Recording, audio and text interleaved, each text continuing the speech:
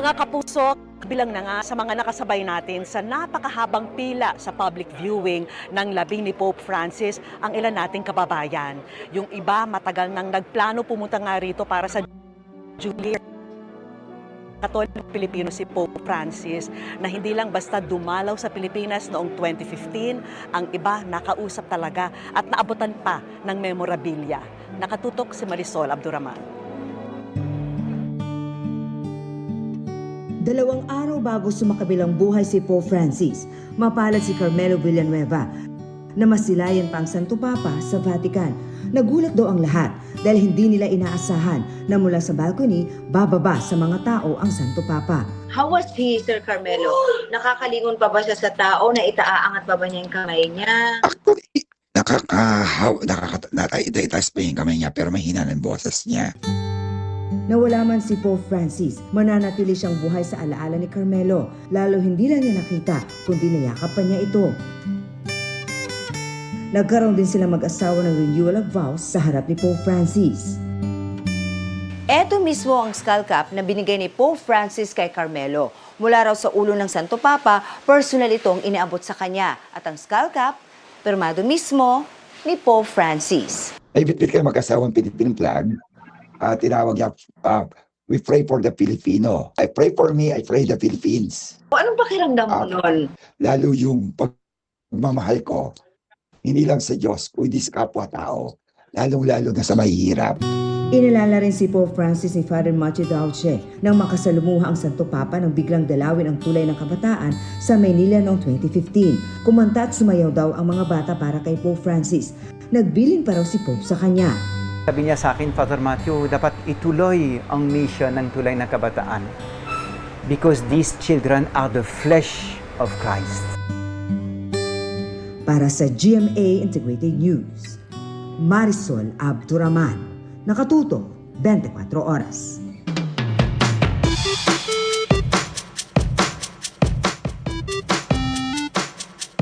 Dumaloy ang mga tanong sa isip ng isang vlogger mula po sa Aurora. Ang tubig kasi sa isang bahagi ng binisita niyang talon, sa halip na bumagsak sa lupay, mistula raw dumadaloy pataas. Kuya Kim, ano na? Napaatras daw ang vlogger na si Guillermo sa kanyang nabidyohan nang mag-trek kamakailan sa Ubot Falls sa bayan ng Maria Aurora sa Aurora Province. Ang tubig daw kasi dumadaloy sa isang ugat ng halaman. Tila daw baligtad. Yan yung tubig, dapat pababa. Sa halip kasi na bumabagsak sa lupa, para daw itong tumutulo paakyat. Katulad ito, pababa. Oh, pababa na yung tubig. At nang naitapat na namin ang aming kamera, napansin namin na ito ay natulo ng pabaliktad. Tataka ko bakit patras, oh. Diba ito yung daliri ko, oh. Tataas yan. Gulat na gulat kami nung nakita namin ito. Naisitan namin i-upload ang video dahil namangha kami at naaliw. Pero bakit nga ba mistulang baliktad ang daloy ng tubig? Kuya Kim, ano na? Ang tila nakakamalikmatang na videohan ni Guillermo, Tataka ko bakit patras, oh. hindi bunsod ng magic o kababalaghan. Tataas yan. Yan yung tubig, dapat pababa. Kaya itong ipaliwanag ng siyensya. Diba ito yung daliri ko, oh. Kahit na mukha mang paakyat ang daloy ng tubig, ang totoo, sa lupa pa rin ang bagsak nito. Hindi maaaring ang tubig ay dumaloy pataas pagkat ito ay naapektuhan ng gravity ng Earth. Ang nakita sa video, isa lamang optical illusion. Epekto na tinatawag na stroboscopy effect. Nagmumukha yung object na magalaw pataas pero hindi naman talaga. Gawa nung maikling pagitan ng droplets ng tubig sa pagtuloy-tuloy nitong pagdaloy pababa, nagmumukha tuloy itong dumadaloy pataas. Halimbawa na lang doon sa erection ng electric fan, na kung saan makikita mo kung tuloy-tuloy yung pag-ikot nito, nagmumukha nga backward yung movement. Tataka ko bakit patras, oh. May mga pagkakataon na tila pinaglalaroan tayo ng ating mga mata. Kaya bago maniwala sa mga nakakatuwang nakikita, mas mainam na mag-imbestiga muna. Ito, pababa, oh. Ito po si Kuya Kim at sagot ko kayo 24 oras.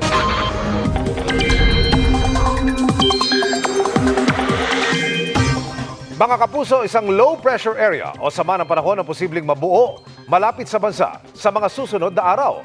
Sa inilabas na datos ng Pag-asa, posible ang mabuo sa may timog na bahagi ng Mindanao. may tsansa itong pumasok sa Philippine Area of Responsibility at maaaring lumapit sa silangan ng Mindanao o Visayas.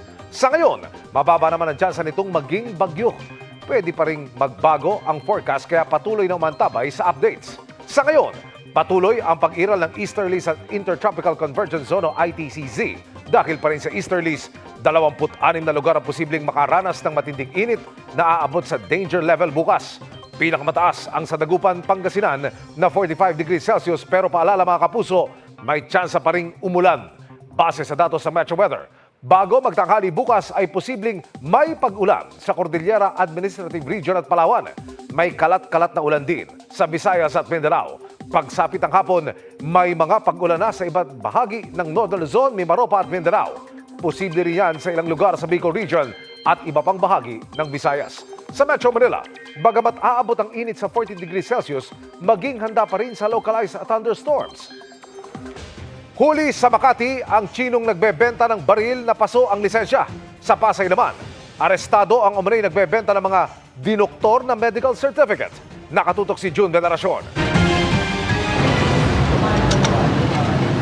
Sa halagang 40,000 pesos para sa ibinebenta niyang baril, pumayag daw ang Chinese na ito na makapagkita sa kanyang katransaksyon sa Makati.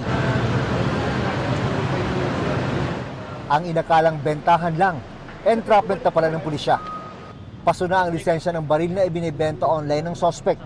Bigay daw ito sa kanya ng kaibigan na umuwi na ng China. Yung pera sana sa pagbenta ng firearm na ito ay gagamitin niya sa pabalik sa China. Kaso po, ito po yung nangyari. Ang nabentahan niya po ay yung kapulisan po natin.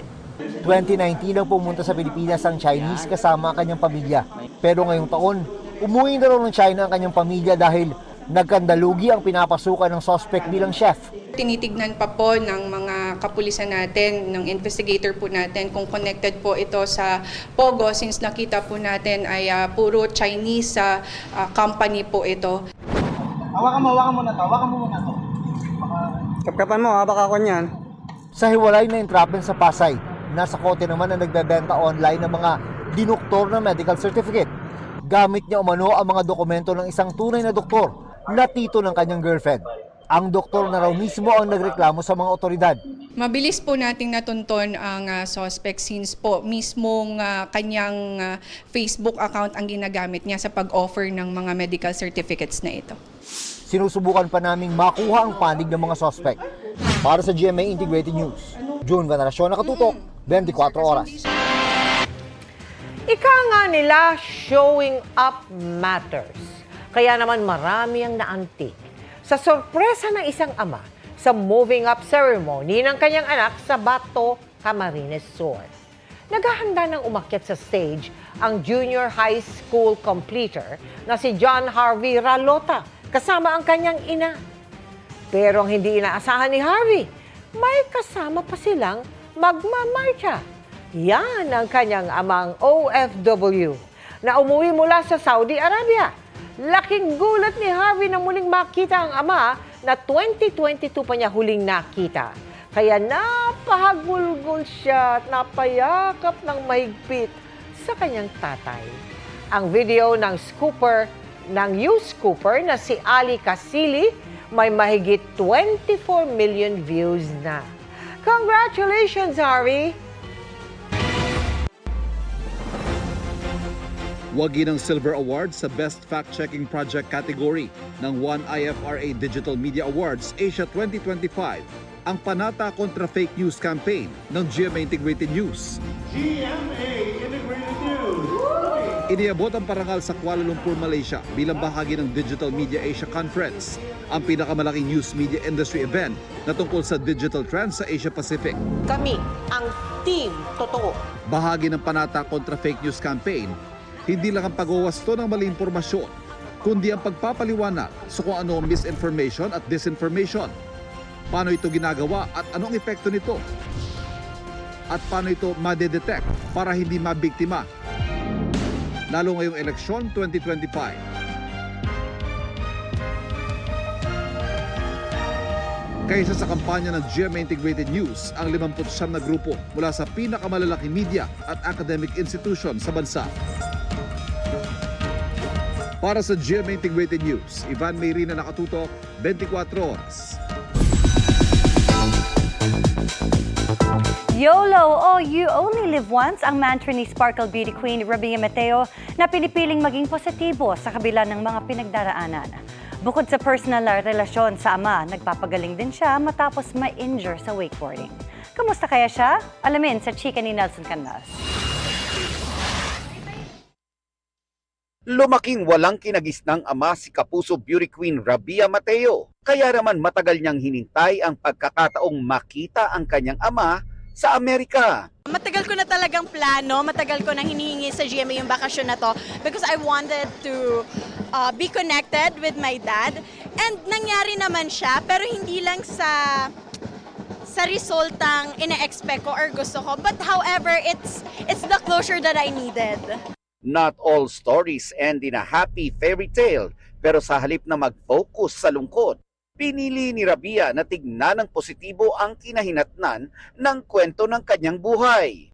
At least I was able to know na may kapatid ako sa kanya, may dalawa akong kapatid, at may totoong tatay ako. And I'm happy that he's okay. Yun yung importante doon.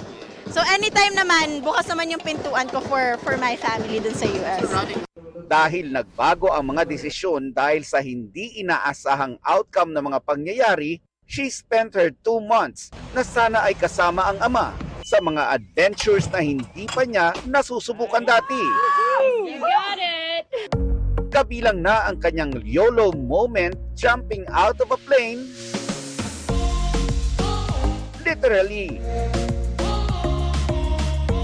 I've always wanted to try skydiving, pero parang wala siyang chance. And during that time, parang may kasama akong sabi niya, okay, let's do it. Di ako kinabahan at all. Ang ganda ng experience. Sana bawat isa makatalon kahit once in their life out sa plane. Recently kasama rin sa thrill-seeking ni Rabia ang wakeboarding activity niya sa Clark. Pero ang kanyang extreme adventures nagresulta sa pasasamuka at pagkabali ng kanyang ngipin. Okay naman daw siya and there's no stopping her dahil pag-ride naman sa big bike ang next niyang gagawin. Nelson Canlas, updated sa Showbiz Happenings. And that's my chika this Thursday night. Ako po si Iya Arellano, Miss Mel, Miss Vicky, Emil.